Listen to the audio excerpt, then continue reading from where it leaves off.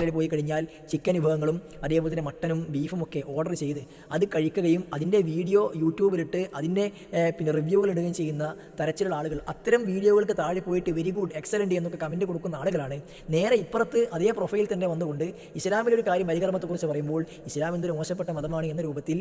അസ്സലാമു അലൈക്കും വറഹ്മത്തുള്ളാഹി വബറകാതുഹു. വിശ്വാസികൾക്ക് അല്ലാഹു സുബ്ഹാനഹു വ തആല നിയമമാക്കിയ വളരെ പ്രധാനപ്പെട്ട ഒരു ഇബാദത്താണ് ബലികർമ്മം, അറവ് എന്നുള്ളത്. വിശുദ്ധ ഖുർആനിൽ സൂറത്തുൽ കൗസറിലൂടെ അല്ലാഹു സുബ്ഹാനഹു വ തആല വിശ്വാസികളോടെല്ലാം പറഞ്ഞത് ഫസല്ലി ലിറബ്ബിക വൻഹർ, നീ നമസ്കരിക്കുക. ആർക്ക് വേണ്ടിയാണ്? നിൻ്റെ റബ്ബിന് വേണ്ടിയാണ്. ആ റബ്ബിന് വേണ്ടി നീ അറവ് നടത്തുകയും ബലി നടത്തുകയും ചെയ്യുക എന്ന് അള്ളാഹുവിൻ്റെ കൽപ്പനയാണ്. നമസ്കാരത്തോടൊപ്പം ചേർത്തിയാണ് അള്ളാഹു സുബ്ഹാനഹു വ തആല ബലികർമ്മത്തെ പഠിപ്പിക്കുന്നത്. അപ്പോൾ ബലികർമ്മം എന്നത് ഇസ്ലാമിൻ്റെ ഒരു പ്രധാനപ്പെട്ട ഒരു ഇബാദത്താണ്. നബി സല്ലല്ലാഹു അലൈഹി വസല്ലമ ബലികർമ്മം നടത്താൻ വേണ്ടി പ്രത്യേകം പ്രോത്സാഹനം നൽകിയിട്ടുണ്ട്. മാത്രവുമല്ല, ഹജ്ജ് ചെയ്യുന്ന ഹാജിമാരെ സംബന്ധിച്ചിടത്തോളം അവരുടെ ഹജ്ജിൻ്റെ നിർബന്ധ പ്രവൃത്തികളിൽ ഒന്നാണ് ബലി അറുക്കുക എന്നുള്ളത്. റസൂൽ സല്ലല്ലാഹു അലൈഹി വസല്ലം അവിടുത്തെ ഹജ്ജ് പൂർത്തിയാക്കിയപ്പോൾ ഹജ്ജിൻ്റെ സമയത്ത് 100 അറവ് നടത്തിയിരുന്നു. സ്വന്തം കൈകൾ കൊണ്ട് 100 മൃഗത്തെ അറുത്തിരുന്നുവെന്ന് ഹദീസിൻ്റെ ഗ്രന്ഥങ്ങളിൽ കാണാം. സ്വന്തം കൈകൾ കൊണ്ട് അറവ് നടത്തുന്നത് വലിയ പ്രാധാന്യമായി തന്നെയാണ് ഇസ്ലാം പഠിപ്പിച്ചിട്ടുള്ളത്. ഹാജിമാർക്ക് ഹദി എന്ന് പ്രത്യേകമായി പഠിപ്പിക്കപ്പെടുമ്പോൾ ദുൽഹിജ്ജ 10 പെരുന്നാളിൻ്റെ അന്നും അതിന് തൊട്ട് ശേഷമുള്ള 3 ദിവസങ്ങളുമായി ലോകത്താകമാനമുള്ള വിശ്വാസികളെ സംബന്ധിച്ചിടത്തോളം കഴിവുള്ളവർ ഉളുഹിയ്യത്ത് അറുക്കുക എന്നത് വളരെ പ്രധാനപ്പെട്ട പ്രവൃത്തിയാണ്. അതിലേക്ക് ചേർത്താണ് നമ്മൾ പെരുന്നാളിനെ ബലിപെരുന്നാൾ, ബലി നടത്തുന്നതിൻ്റെ പെരുന്നാൾ എന്ന് നമ്മൾ പറയാറുള്ളത്. വലിയ പെരുന്നാൾ എന്നതൊക്കെ ബലിപെരുന്നാളിനെ ലോപിച്ചുകൊണ്ട് ആളുകൾ പറഞ്ഞു തുടങ്ങിയതായ വിഷയമാണ്. അപ്പോൾ ബലികർമ്മം എന്നത് ഇസ്ലാമിൻ്റെ ഏറ്റവും പ്രധാനപ്പെട്ട ഒരു ഇബാദത്താണ്. ഈ ബലികർമ്മം നടത്തേണ്ടത് എന്തിനെയാണ്? അതും ഇസ്ലാം പഠിപ്പിച്ചിട്ടുണ്ട്. ഇബ്രാഹിം അലൈഹി സ്വലാത്തു വസ്സലാമയ്ക്ക് തൻ്റെ മകനെ അറുക്കാനായി അള്ളാഹു സ്വപ്നത്തിലൂടെ കാണിച്ചു കൊടുക്കുകയും ആ പരീക്ഷണത്തിൽ അദ്ദേഹം വിജയിക്കുകയും അള്ളാഹുവിൻ്റെ കൽപ്പന തൻ്റെ മകനെ അറുക്കാനാണെങ്കിൽ അത് ഞാൻ നിർവഹിക്കാൻ സന്നദ്ധനാണ് എന്ന സന്നദ്ധത അറിയിക്കുകയും ആ സന്ദർഭത്തിൽ അള്ളാഹു സുബ്ഹാനഹു വ തആല പരീക്ഷണത്തിൽ വിജയിച്ചിരിക്കുന്നു. പക്ഷേ ഒരിക്കലും ഒരു മനുഷ്യനെ ഒന്നിൻ്റെ പേരിലും അറുക്കൽ അനുവദനീയമല്ല. അറവ് നടത്തുകയാണെങ്കിൽ ആ അറവ് ഒരു മൃഗത്തെയാണ് അറുക്കേണ്ടത്. അതാണ് ഇസ്ലാമിലെ നിയമം എന്ന് ഒരു ആടിനെ ഇറക്കി കൊടുത്തുകൊണ്ട് അള്ളാഹു സുബ്ഹാനഹു വ തആല മഹാനായ ഇബ്രാഹിം അലൈഹി സ്വലാത്തു വസ്സലാമയെ പഠിപ്പിക്കുകയും അതനുസരിച്ചു കൊണ്ടാണ് വിശ്വാസികളെല്ലാവരും ബലിയായിക്കൊണ്ട് ആടിനെയോ അതല്ലെങ്കിൽ മാടിനെയോ അതല്ലെങ്കിൽ ഒട്ടകത്തെയോ ഒക്കെ ബലിയായി അറുക്കുന്നത്. അത്തരം ഒരു അറവ് ഇസ്ലാമിൽ ഇബാദത്താണ്. എന്നാൽ ഏത് ഇസ്ലാമിൻ്റെ പ്രവർത്തനങ്ങളെയും വിമർശന ബുദ്ധിയോടുകൂടി ഭൂതക്കണ്ണാടി വെച്ച് നോക്കുന്ന ചില ആളുകൾ ബലികർമ്മം എന്ന പ്രവൃത്തിയെയും വിമർശിക്കുന്നത് കാണാൻ വേണ്ടി സാധ്യമാകും. എന്താണ് മൃഗത്തോട് ക്രൂരതയാണ് ഇസ്ലാമിനുള്ളത്? ഇസ്ലാം എന്ന് പറഞ്ഞാൽ ക്രൂരതയാണ് എന്ന് നമ്മൾ എപ്പോഴും പറയാറുള്ളതാണ്. ഒരു മൃഗത്തെ പോലും വെറുതെ വിടുന്നില്ല. എത്ര ആയിരക്കണക്കിന് മൃഗങ്ങളെയാണ് ഇവർ കൊന്നൊടുക്കുന്നത് എന്നിങ്ങനെയുള്ള വലിയ തോതിൽ മൃഗസ്നേഹം വിളിച്ച് പറഞ്ഞുകൊണ്ട് വിമർശിക്കുന്ന ആളുകളുണ്ട്. ഫേസ്ബുക്കിലും അതേപോലെ തന്നെ ഇൻസ്റ്റയിലുമൊക്കെ ഇത്തരം കാര്യങ്ങൾ കമൻറ്റിലൊക്കെ ഇട്ട് നടക്കാറുണ്ട്. ഒരു കയ്യിൽ മൊബൈൽ ഫോണും പിടിച്ച് മറ്റേ കൈ കൊണ്ട് നല്ല ബീഫ് ചില്ലി കഴിച്ചിട്ടാണ് ഇത്തരം ആളുകൾ വിമർശനം എഴുതാറുള്ളത് എന്ന് രസകരമായ മറ്റൊരു വിഷയമാണ്.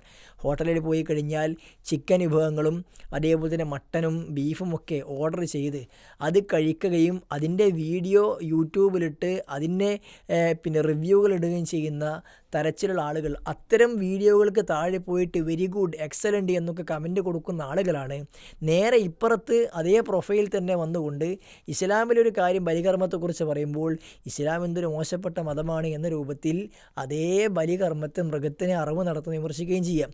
ഒരു ഭാഗത്ത് മൃഗത്തിനെ അറവ് നടത്തുന്ന വിമർശിക്കുക, മറുഭാഗത്ത് ആ മൃഗം മാത്രം കഴിക്കുകയും ചെയ്യുക എന്ന വിരോധാഭാസമാണ് ഇത്തരം ആളുകൾ ചെയ്തു കൂട്ടുന്നത് എന്നത് അവരുടെ ബുദ്ധിയില്ലായ്മയുടെയും അല്ലെങ്കിൽ അല്പത്തരത്തിൻ്റെയും മറ്റൊരു അടയാളമാണ്. ഏതായിരുന്നാലും ഈ വിമർശനങ്ങളുടെയൊക്കെ വസ്തുത എന്താണ്? ഇസ്ലാം മുന്നോട്ട് വെച്ച അറവ് നടത്തുക, ബലികർമ്മം നടത്തുക എന്ന വിഷയം എന്നത് മോശപ്പെട്ട ഒരു കാര്യമാണോ? ഇത് ചെയ്യുമ്പോൾ തന്നെ ഇസ്ലാം ഈ വിഷയത്തിൽ പറഞ്ഞ നിലപാട് എന്താണ് എന്നൊക്കെ നമ്മൾ പഠിക്കുമ്പോൾ നമ്മളൊരു കൃത്യമായ ഒരു പഠന ബുദ്ധിയോടുകൂടി ചിന്തയോടുകൂടി ഈ കാര്യത്തെ സമീപിക്കുമ്പോൾ ഈ വിഷയത്തിലെ നല്ല വിശാലത നമുക്ക് ബോധ്യമാകും. റസൂലുള്ളാഹി സ്വല്ലല്ലാഹു അലൈഹി വസല്ലമ മൊത്തത്തിൽ പറഞ്ഞൊരു കൽപ്പനയുണ്ടല്ലോ, ഫീ കുല്ലി അബ്ദിൻ റത്ബത്തിൻ അജ്ർ. നനുത്ത കരളുള്ള അഥവാ പച്ചക്കരളുള്ള ഏതൊരു ജീവിയോടും നിങ്ങൾ ചെയ്യുന്നത് കാരുണ്യമാണ്, നന്മയാണ്, അതിനൊക്കെ കൂലിയുണ്ട് എന്ന് റസൂൽ സല്ലല്ലാഹു അലൈഹി വസല്ലം പഠിപ്പിച്ചിട്ടുണ്ട്. എന്തൊരു കാര്യം ഒരു ജീവിയെ ഉപദ്രവിക്കാൻ പാടില്ല, അനാവശ്യമായി ഉപദ്രവിക്കാൻ പാടില്ല എന്നത് ഇസ്ലാമിൻ്റെ തത്വമാണ്. ആ ഉപദ്രവം ഒരു നിലക്കും പാടില്ല. വെറുതെ ഒരു മൃഗത്തെ കൊല്ലാനും പാടില്ല, വെറുതെ ഒരു മൃഗത്തെ തല്ലാനും പാടില്ല, അത്തരം കാര്യങ്ങളൊന്നും ചെയ്യാൻ വേണ്ടി പാടില്ല. മൂത്രമൊഴിക്കുന്ന മര്യാദ പഠിപ്പിക്കുന്നിടത്ത് പോലും ജീവികളുടെ മുകളിൽ മൂത്രമൊഴിക്കാൻ പാടില്ല എന്ന്, അതുമാത്രമല്ല ജീവികളുടെ കാഷ്ടത്തിൻ്റെ മുകളിൽ പോലും മൂത്രമൊഴിക്കാൻ പാടില്ല എന്ന് വരെ ഇസ്ലാം മര്യാദ പഠിപ്പിച്ചിട്ടുണ്ട്. എന്നാൽ അതേ ഇസ്ലാം തന്നെ അറവ് നടത്തുന്ന വിഷയത്തിൽ പഠിപ്പിച്ച കാര്യം എന്താണ്?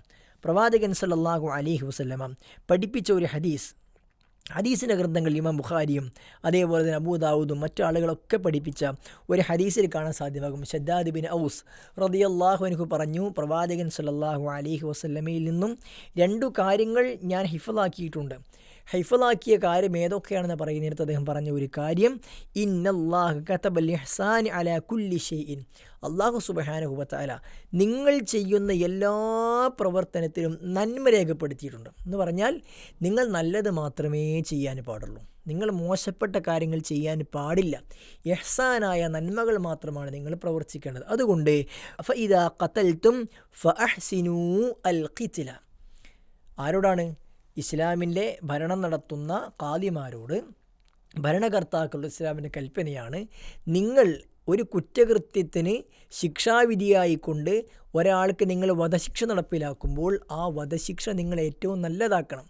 കൊല്ലപ്പെടുന്ന വ്യക്തി തിന്മ ചെയ്തതിനാൽ, മോശം ചെയ്തതിനാൽ, ആളുകളെ പ്രയാസപ്പെടുത്തിയതിനാൽ, ചിലപ്പോൾ ഒരാളെ കൊന്നതിന് കാരണമായിരിക്കാം, അല്ലെങ്കിൽ ഒന്നിലധികം ആളുകളെ കൊന്ന കാരണമായിരിക്കാം, അല്ലെങ്കിൽ മറ്റെന്ത് കാരണമായിരിക്കാം. ഒരു ഇസ്ലാമിക ഗവൺമെൻറ് വധശിക്ഷ വിധിച്ചു കഴിഞ്ഞാൽ ആ വധശിക്ഷ നടപ്പിലാക്കുമ്പോൾ ഫഅഹ്സിനൂ അൽ ഖിത്ല, നിങ്ങളതിന് ഏറ്റവും നല്ല രൂപത്തിലാക്കണം. ആളുകളെ പ്രയാസപ്പെടുത്തരുത്, ഷോക്കടിപ്പിച്ച് കൊല്ലുക, അല്ലെങ്കിൽ കെട്ടിയിട്ട് പ്രയാസപ്പെടുത്തിയ ഭക്ഷണം കൊടുക്കാതെ അങ്ങനെയൊക്കെ നരകിപ്പിച്ച് കൊല്ലുക, അവന് പ്രയാസപ്പെടട്ടെ എന്നൊന്നും നിങ്ങൾ ചെയ്യാൻ വേണ്ടി പാടില്ല. നിങ്ങൾ ആ കൊലപാതകം നിങ്ങൾ നടത്തുമ്പോൾ ഏറ്റവും ഭംഗിയായി ചെയ്യേണ്ടതുണ്ട്. വഇദാ ദബഹ്തും ഫഅഹ്സിനൂ അദ്ദിബഹ്, ഇനി നിങ്ങൾ അറവ് നടത്തുകയാണെങ്കിലോ നിങ്ങൾ ആ അറവും ഏറ്റവും മികച്ച രൂപത്തിലാക്കണം, അതിനെ നിങ്ങൾ നന്നാക്കണം. എങ്ങനെയാണ് ഒരു മൃഗത്തെ അറുക്കുമ്പോൾ നല്ല കുരച്ചിൽ അറുക്കുക?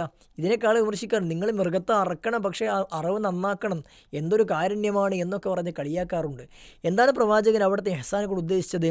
ഫൽ യുഹിദ് അഹദുക്കും ശഫ്റതഹു ഫൽ യുരിഹ് ദബീഹതഹു, നിങ്ങൾ എങ്ങനെയാണ് അറവ് മൃഗത്തിന് നിങ്ങൾ ആശ്വാസം നൽകേണ്ടത്? നിങ്ങൾ ഓരോരുത്തരും നിങ്ങൾ അറുക്കുന്ന നിങ്ങളുടെ കത്തിയെ നിങ്ങൾ മൂർച്ച കൂട്ടണം. എന്നിട്ട് നിങ്ങൾ അറക്കുന്ന അറവ് മൃഗത്തിന് ഫല്യുരിഹ് ദബീഹതഹു, അറവ് മൃഗം നിങ്ങൾ റാഹത്ത് ആശ്വാസം നൽകണം എന്നാണ് റസൂൽ സല്ലല്ലാഹു അലൈഹി വസല്ലം പഠിപ്പിച്ചത്. ഇനി നമുക്ക് ശാസ്ത്രീയമായ വിഷയങ്ങളിലേക്ക് കടന്നു വരാം. എന്താണ് ഇതുകൊണ്ടുള്ള നേട്ടം? എന്തിനാണ് ഇങ്ങനെയൊക്കെ അറുക്കുന്നത്? അറവ് നിങ്ങൾ പ്രോത്സാഹിപ്പിക്കേണ്ടതുണ്ടോ? മാംസം നല്ലതാണോ?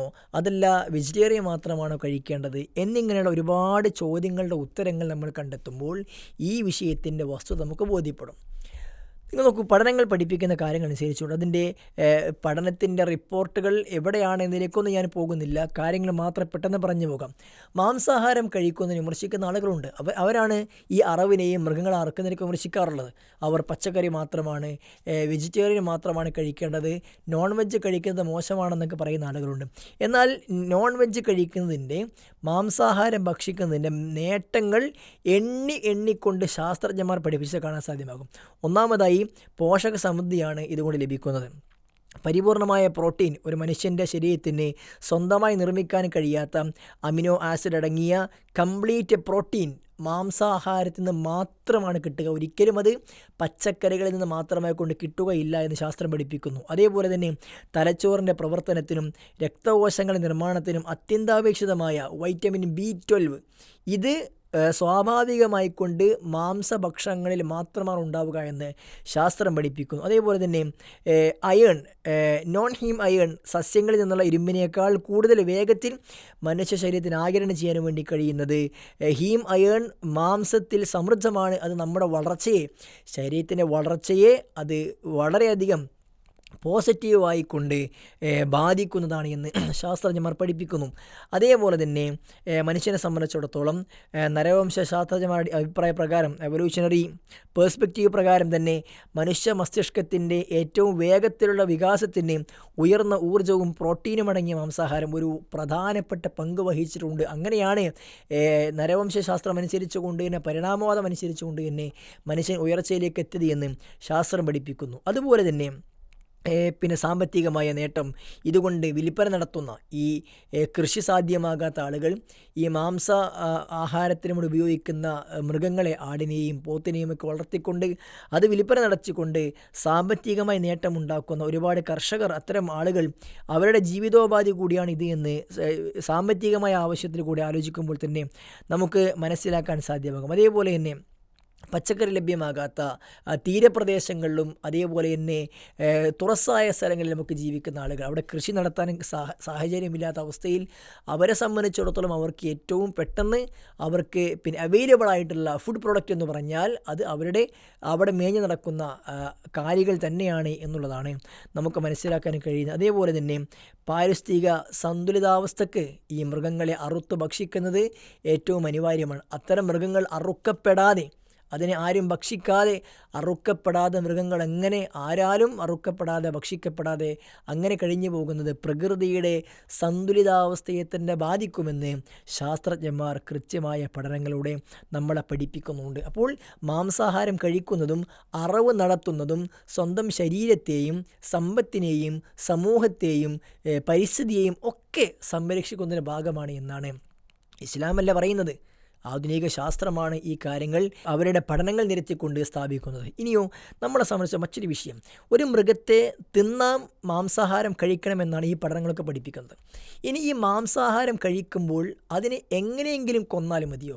അവിടെയാണ് ഇസ്ലാം മുന്നോട്ട് വെക്കുന്ന കൃത്യമായ ആശയമുള്ളത്. ഒരു ജീവിയെ അടിച്ചു കൊന്നാൽ നിങ്ങൾ ഭക്ഷിക്കാൻ പാടില്ല, വീണു ചത്തതിനെ നിങ്ങൾ ഭക്ഷിക്കുവാനും വേണ്ടി പാടില്ല, വെട്ടേറ്റ് ചത്തതിനെ നിങ്ങൾ ഭക്ഷിക്കുവാനും വേണ്ടി പാടില്ല, ബോധക്ഷയം സംഭവിച്ച് ചത്തതിനെ ഭക്ഷിക്കുവാനും വേണ്ടി പാടില്ല. ഏത് മൃഗത്തെ മാത്രമാണ് ഭക്ഷിക്കാൻ പറ്റുക? ഇസ്ലാം കൃത്യമായി പഠിപ്പിക്കുന്നുണ്ട്. തേറ്റ ഉപയോഗിച്ചുകൊണ്ട് ഇരകളെ പിടിക്കാത്ത സസ്യബുക്കുകളായ പിന്നെ മൃഗങ്ങളെയാണ് നിങ്ങൾ ഭക്ഷിക്കാൻ ഉപയോഗിക്കേണ്ടത്. അങ്ങനെയുള്ള മൃഗങ്ങളെ തന്നെ നിങ്ങൾ അറവ് നടത്തിയാലല്ലാതെ, അറവ് എന്ന് പറഞ്ഞാൽ കഴുത്തിൽ കത്തി വെച്ചുകൊണ്ട് പ്രവാചകനെ പഠിപ്പിച്ച കഴുത്തിൽ കത്തി വെച്ചുകൊണ്ട് അറുത്ത് മാത്രമാണ് നിങ്ങൾ അതിനെ ഭക്ഷിക്കുവാനും പാടുള്ളൂ. അതല്ലാതെ തല്ലിക്കൊന്നാലോ മറ്റൊരു ഷോക്കടിപ്പിച്ചാലൊക്കെ കൊന്നു കഴിഞ്ഞാൽ അത്തരം ഭക്ഷണങ്ങൾ നിങ്ങൾ ഉപയോഗിക്കുവാൻ പാടില്ല എന്ന് ഇസ്ലാം പഠിപ്പിച്ചിട്ടുണ്ട്. ഇങ്ങനെ അറവ് നടത്തുമ്പോഴുള്ള നേട്ടം എന്താണ്?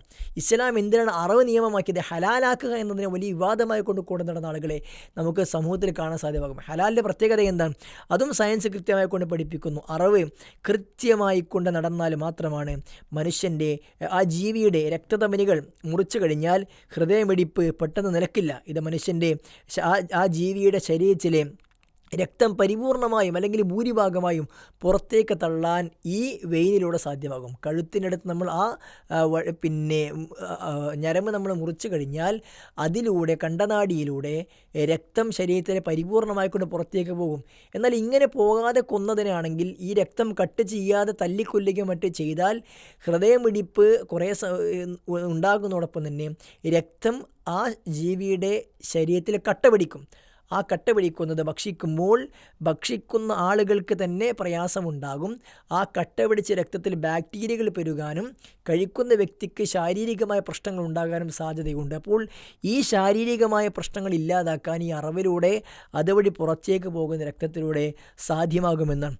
അതേപോലെ തന്നെ ശാസ്ത്രീയമായ രൂപത്തിൽ അറുക്കുമ്പോൾ ആ ജീവി പ്രയാസം കൂടാത്ത രൂപത്തിൽ തലച്ചോറിലേക്കുള്ള കണക്ഷൻ പെട്ടെന്ന് പോവുകയും അതിന് വേദനയില്ലാത്ത രൂപത്തിൽ മരണം സാധ്യമാവുകയും ചെയ്യുന്നുവെന്ന് ശാസ്ത്രജ്ഞന്മാർ നമുക്ക് കൃത്യമായി കൊണ്ട് പഠിപ്പിക്കുന്നു. അതേപോലെ തന്നെ മൃഗങ്ങളെ സംബന്ധിച്ചിടത്തോളം അവരെ ഭീതി കൂടാതെ ഒരു മൃഗത്തിൻ്റെ മുന്നിൽ വെച്ച് നമുക്ക് തറക്കാൻ വേണ്ടി പാടില്ല. ഒറ്റയ്ക്ക് കൊണ്ടുപോയി അതിനെ പെട്ടെന്ന് അറുക്കുമ്പോൾ അറവിൻ്റെ ഭീതി അവർക്കുണ്ടാകുന്നില്ല. എന്നാൽ അതല്ലാത്ത രൂപത്തിൽ ഭീതിപ്പെടുത്തിക്കൊണ്ട് കൊന്നു കഴിഞ്ഞാൽ ആ ജീവിയുടെ ശരീരത്തിലുണ്ടാകുന്ന ഹോർമോണുകൾ അത് മറ്റൊരവസ്ഥയിലായിരിക്കും ഉണ്ടാവുക. അതൊക്കെ ഭക്ഷിക്കുന്ന ആളെ ബാധിക്കുവാൻ കാരണമാകുമെന്നുമൊക്കെ ശാസ്ത്രം പഠിപ്പിക്കുന്നുണ്ട്. ഇങ്ങനെ ജസ്റ്റ് ഒന്ന് ഗൂഗിൾ ചെയ്താൽ തന്നെ കിട്ടുന്ന ശാസ്ത്രീയമായ നേട്ടങ്ങളൊക്കെ ഇവിടെ ഉണ്ടായിരിക്കെ വെറുതെ ഇസ്ലാമിനെ വിമർശിക്കണമെന്ന രൂപത്തിൽ മാംസാഹാരത്തെയും അറബിനെയും ഒക്കെ വിമർശിക്കുന്ന ആളുകൾ അതിനെയൊക്കെ നമ്മൾ ഗൗരവത്തിൽ മനസ്സിലാക്കേണ്ടതാണ്. ഇവിടെയും ഈ കാര്യങ്ങളെയൊക്കെ മാറ്റിവെച്ചുകൊണ്ട് ഉദ്ഹിയത്ത് നടക്കേണ്ട ആവശ്യമില്ല, വല്ല ഫർണിച്ചറോ മറ്റോ കൊടുത്താൽ മതി എന്ന രൂപത്തിൽ ഈ വിമർശനങ്ങളെയും ആ രൂപത്തിൽ പേടിച്ചുകൊണ്ട് വ്യാഖ്യാനിക്കുന്ന മുസ്ലിം നാമധാരികളായ പണ്ഡിത വിഡ്ഢികളെ നമുക്ക് സമൂഹത്തിൽ കാണാൻ സാധ്യമാകും. അതിലൊക്കെ മാറി ഇസ്ലാം പറഞ്ഞ കാര്യത്തെ ഉൾക്കൊണ്ടുകൊണ്ട് അതിന് നന്മ മനസ്സിലാക്കിക്കൊണ്ട് മുന്നോട്ട് പോകാൻ നമ്മൾ പരിശ്രമിക്കുക. അള്ളാഹു അനുഗ്രഹിക്കട്ടെ. അസ്സലാമു അലൈക്കും വറഹ്മത്തുള്ളാഹി വബറകാതുഹു.